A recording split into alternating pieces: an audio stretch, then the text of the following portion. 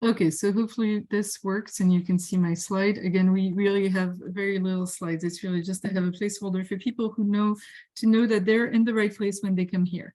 So thanks again to all of you for being here.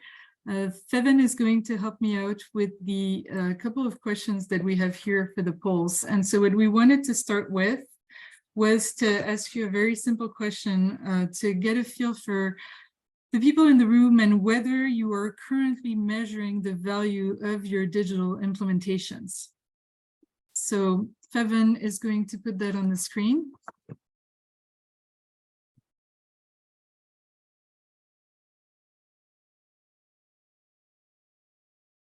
So very simple, just yes, no, or unsure. Just where are you at in terms of tracking the value that is being created with your digital implementations?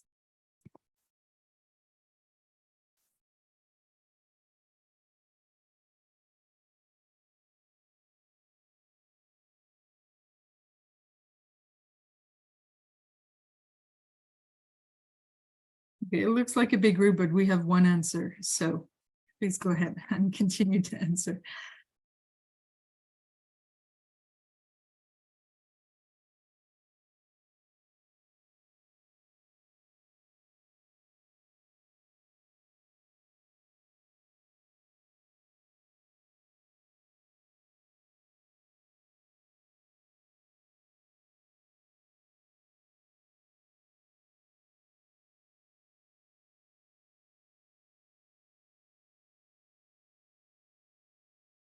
Yes, I'm sorry for this set of polls, because we've been moving rooms. It's still requires to go to slido.com, but then the new code word is CGAP 4.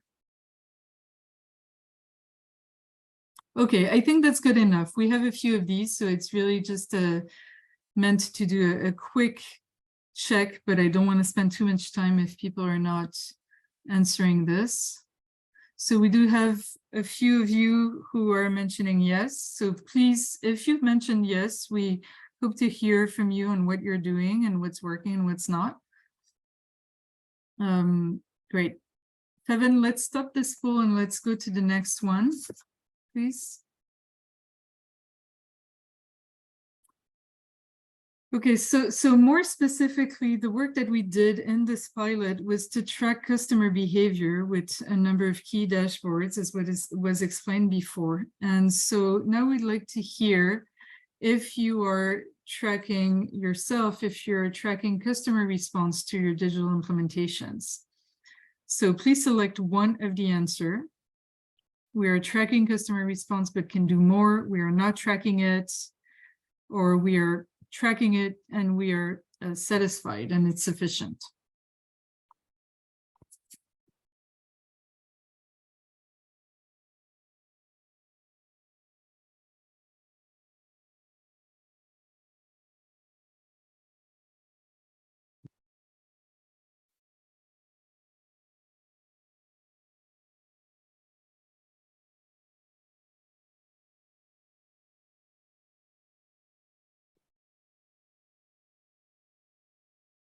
Okay, well, maybe let's we have our 8 or 10 or so key users, so we're going to use this as the proxy for the group. Thanks for participating. So the next question that I have to just kick off the discussion really relates to all of you, regardless of whether you are, of how you are currently tracking the progress of your digital implementations. We'd love to hear more about what you're doing. So this question is for all of you. If you can share a little bit more about an example of a digital implementation in which your company has created measurable value. And if you wouldn't mind sharing what this digital implementation was and sharing some examples of the metrics that you have used to track the value of those. So please go ahead and raise your hand to share or share in the chat. We'd love to hear from as many of you as possible.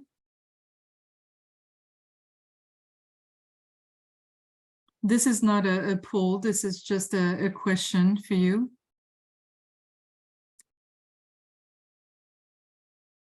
I'm sure we have some MFIs that participated in the CGAP pilots, so maybe you can get us started.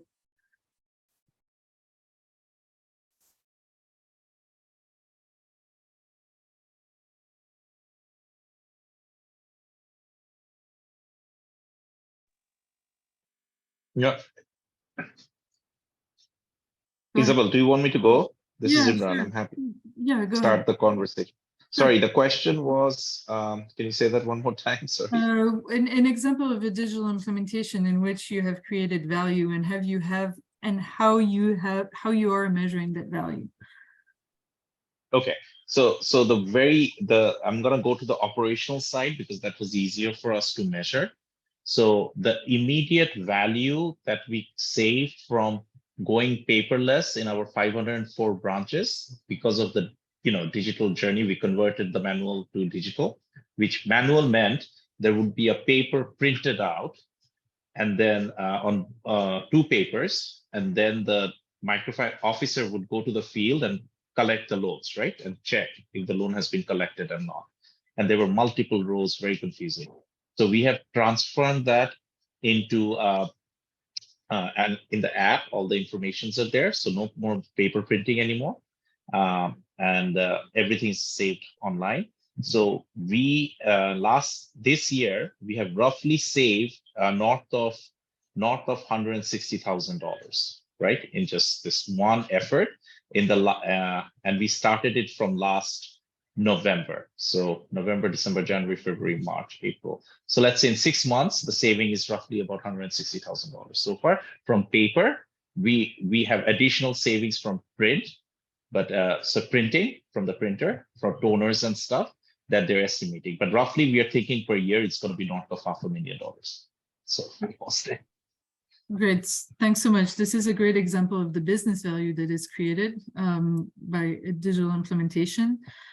Does anyone else have examples that you can share on either the, on the value created either on the business side or also for customers? What are, or another way also to look at this is when you're deploying your digital projects, digital implementation, what are some of the hypotheses that you're making in terms of what results you're hoping to see with those digital implementations? How are you framing those goals, those hypotheses?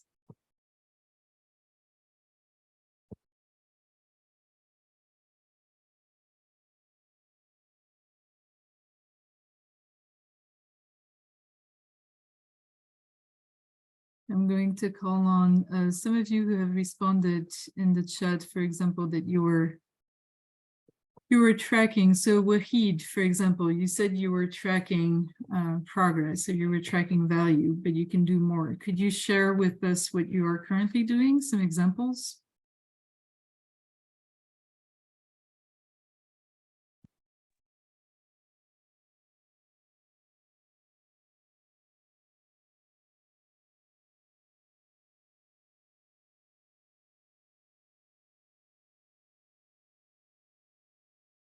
Okay, well, there are no, maybe you're a bit shy in answering those questions, so I'll turn it back to you and give you a chance to ask questions from the presentations that you've seen, either in part one or in at the beginning of this part two.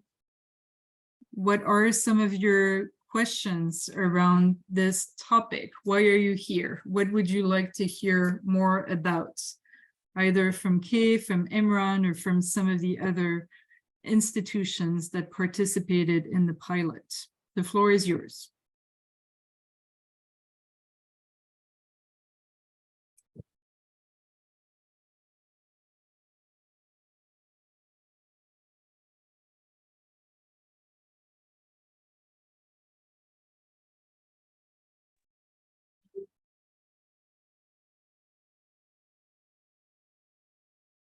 Go ahead, Franz. Go ahead. Thank you. We hear very often now the term data analytics, and I think it's very well related to business intelligence. So as we know, MFIs and almost, I would say, any financial institution has a lot of information. And the problem is when you have to gather that data and transform it in some useful type of information. My question is, how do you start this process? Because the information is there, is somewhere. Some of the times the data is not, the quality of the data is not really good. And so how do you transform the culture in the organization so you can start focusing on the data and getting some information, valuable information of that data? For the institutions that have gone through this journey, how did they do it?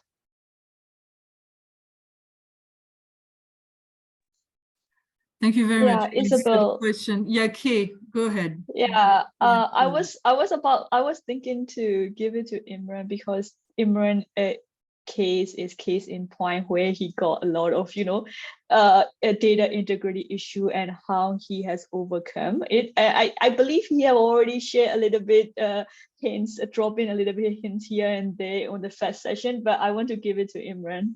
Okay, fair enough. And Imran, also, we didn't have a chance to put your slides up, but if you do have slides that you feel are going to help to just, if you have visuals you want to show, you can feel free to share your screen as well.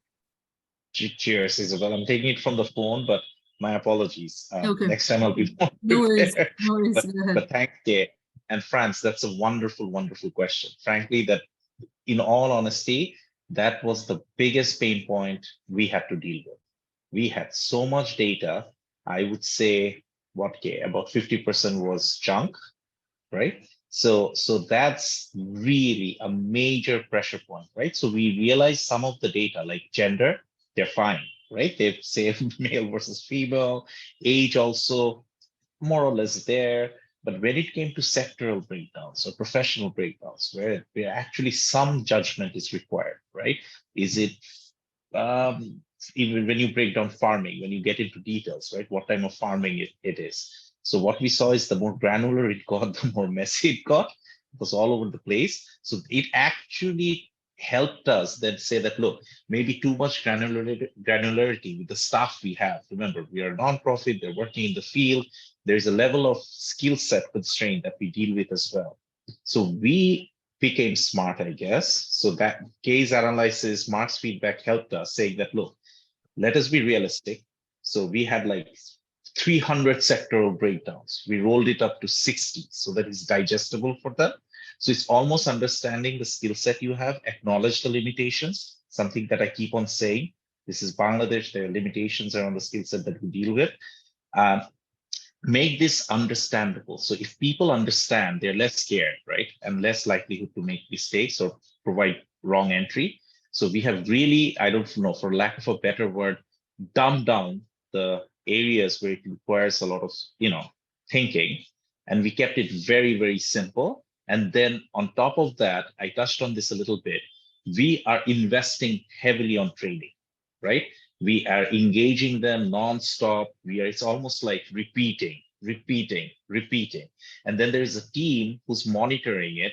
So typically what we see is their pockets where some of them are lagging behind than others. So what happens is we focus on those areas. But more interestingly, what happens is in every single branch, we have a branch manager, an accountant, and let's say 4 microfinance officers. Typically, one of them is lagging behind, the other 3 are good. So we use the other 3 to really train the other one, right? So, but there's a lot of hand-holding involved initially.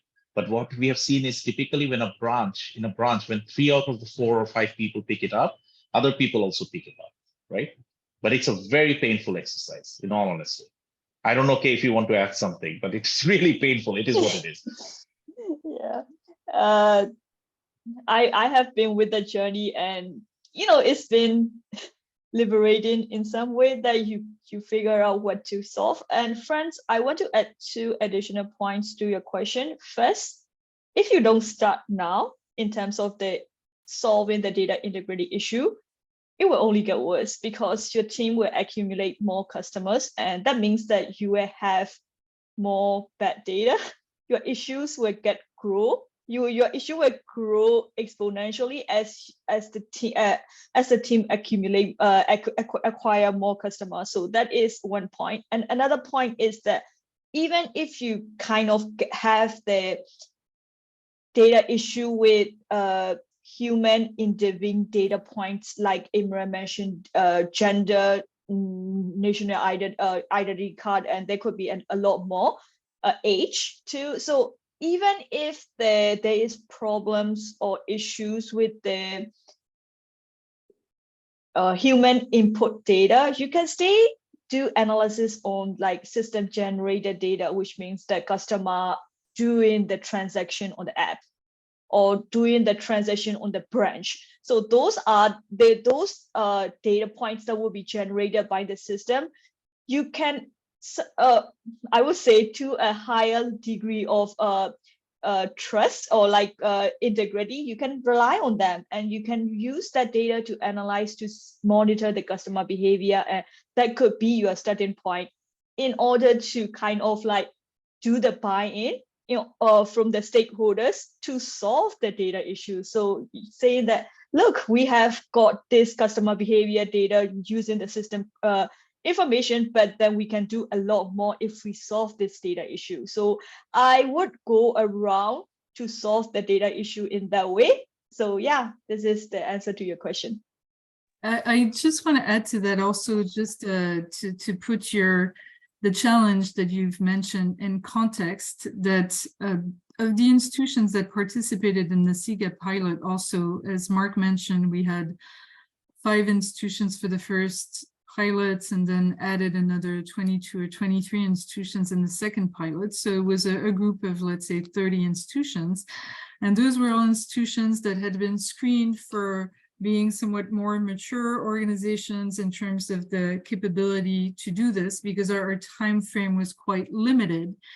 And I just want to say, maybe as a word of encouragement, that the challenges that you mentioned are some that we are seeing across the board.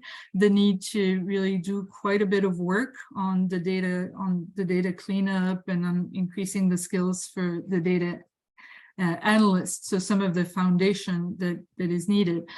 And the approach that CGAP did with the second cohort was to simplify it tremendously, and Kay can speak a lot to that. And what I mean by that is that with cohort 1, the exercise was to create a set of 20 dashboards to track the evolution of customer behavior across all transactions, but also then segmenting by different financial product type. So for the loans, deposits, etc. And then for cohort 2, it was simplified tremendously to really focus on 5 core key dashboards that are quite basic in terms of the information that is being captured, but are very informative in terms of the insights that they can generate. So just being able to segment your customers between digital and traditional customers, and then look at the rate of acquisition, the rate at which you're acquiring digital customers. That's the first dashboard.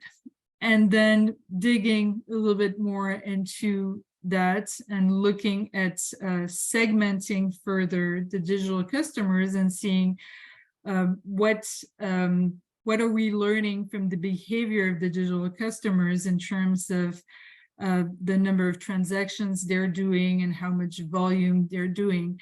And anyway, where I'm going with this is that the data points that are required to produce those key dashboards are pretty straightforward, and that's also a good starting point, I think, is just to identify a simple kind of set of metrics that you want to look at that are going to enable you to have some visibility, even if it's basic at the beginning, but some visibility into what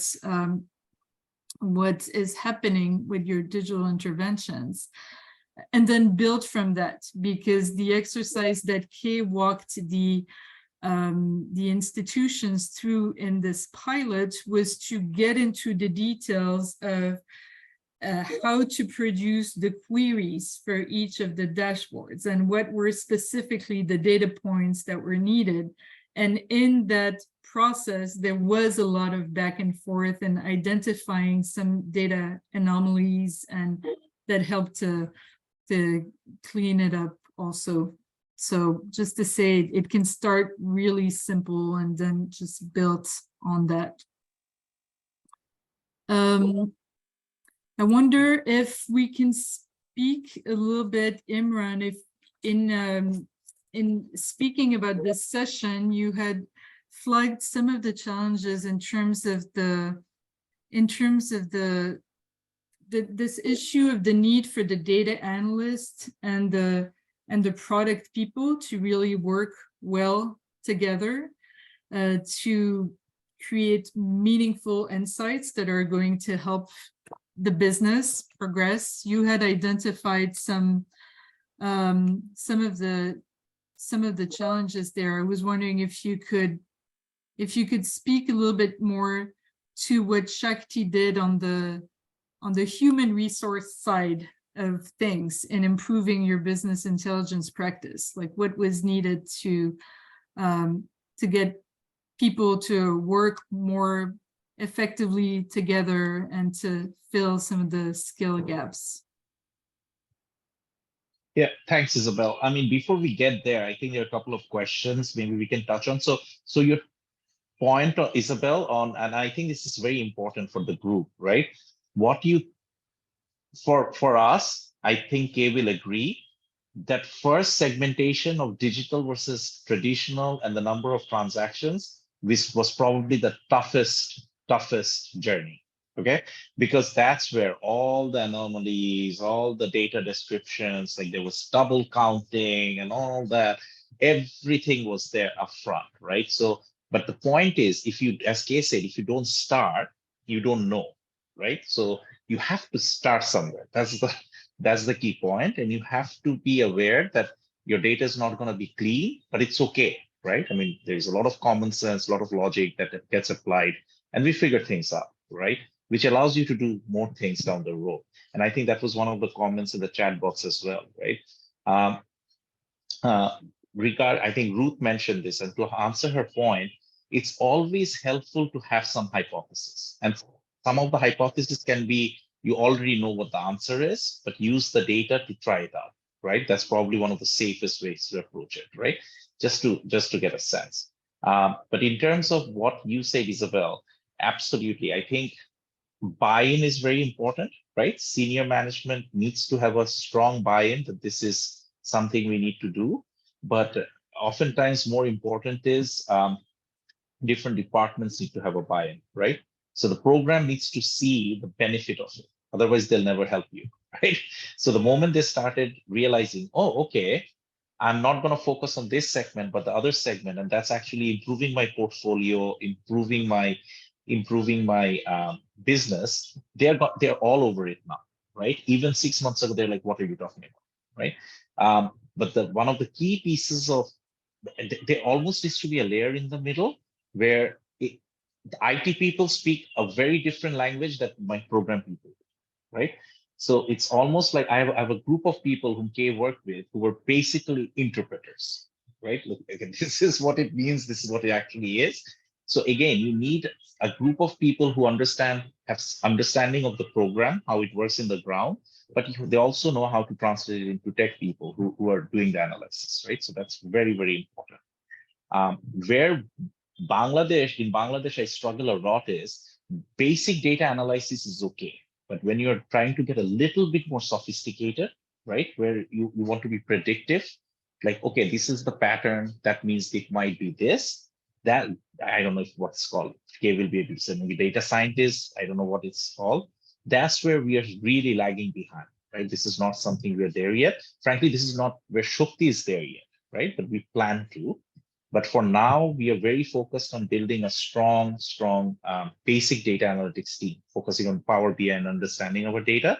And Shokti, we are an NGO, but we host a IT team of 46 people now. So clearly we have doubled down on this digital transformation journey, right? So for good or for worse, this is what it is. I'll pause here. Thank you so much, Imran. We have a question about also the issue of centralizing your data. So the question is from George Dayando, what of an organization that doesn't have a data warehouse, and how can it migrate to a data warehouse and business intelligence to start getting value from their prior historical data? So either of you, Imran or Kay, I know there were a lot of instances of institutions that had their data a little bit all over the place and had to go through that first step of centralizing it. Just to say, for those organizations that participated also in the pilot with Rubix, Rubix did offer that option also to centralize the data, and so that was kind of an outsourced solution. But Kay, would you like to say a few words about that? Sure. The thing is the technology behind the data warehouse and I would say the data management tools in general has been improving a lot more than it usual, even like comparing to the time that I was working with Imran's team, and there are a lot more data technologies out there, and I can say that even as long as you have the access to the data, then it's easier for you to use that in there. Of course, it goes back to the kind of like personal question of having the data analyst. So even without the knowledge of SQL or Python or any like programming like knowledge, you can use tool like Power BI, which is quite similar to Power BI. Which quite similar to Excel, I would say. And you can onboard yourself to Microsoft Power BI, and you can start connecting to the data warehouse, and you can see it in table format rather than the programming like coding format where you don't need to know any SQL coding or anything like that. So I would say I'm about to reply to the comment in the AZ technology name, which is called Microsoft Power BI Data Flow. So in that technology where you can just, as long as you have the access to the data, the database itself, SQL database itself, you can upload your data and you can start analyzing the data using that. So I highly recommend that you check out. I am not endorsing any, any particular tools or anything like that. This is a new technology that I have been using a lot as well, which could be helpful to you. In fact, I would recommend Imran to share that with the team. So they would be, because I have the experience where the Imran's data, that was it. The data is not in a centralized position, and we combine together with Power BI. So you could definitely find it helpful. You could definitely use the help of Power BI to do that. Great, thank you so much. Unfortunately, we're out of time, so we're just going to close this session. We thank you very much for having participated, and thank you very much, Imran and Kay, for your presentations and for sharing your additional insights here. Fevin is going to put a last set of questions up on the screen because we really value your feedback, and this is not the end of this work. It is the end of the project in its current form, but the work will continue, and we're definitely seeing a lot of interest for these topics. So we are figuring out how to best share all of the knowledge that has been gathered through this project, and also how to continue to engage on this topic. So please take just a little bit of time, not those questions, Fevin, I'm sorry, just the last couple of word clouds we will put up. And if you can stay a few extra minutes, we would love to get your thoughts on this. And I would actually just move to the next one. We'll just do one The next one, what is missing from part 2 of this workshop? So if you could hear more on the topic that is particularly relevant for your organization and for where you're at in the process, what would that be? What was missing, or what do you wish we had had more time to go over? So if you have a few minutes, please go ahead and access the Slido again and leave us our thoughts. Your thoughts, we would really appreciate it. So we will leave it on for a few minutes. For those of you who need to go, we absolutely understand. And thank you again for participating. I will put up also this last slide that we had is the website where we will be posting all of the information, all of the reports as they come out, and all of the other supporting videos or tutorials we will post on the CGAP.org microfinance site that you see right now.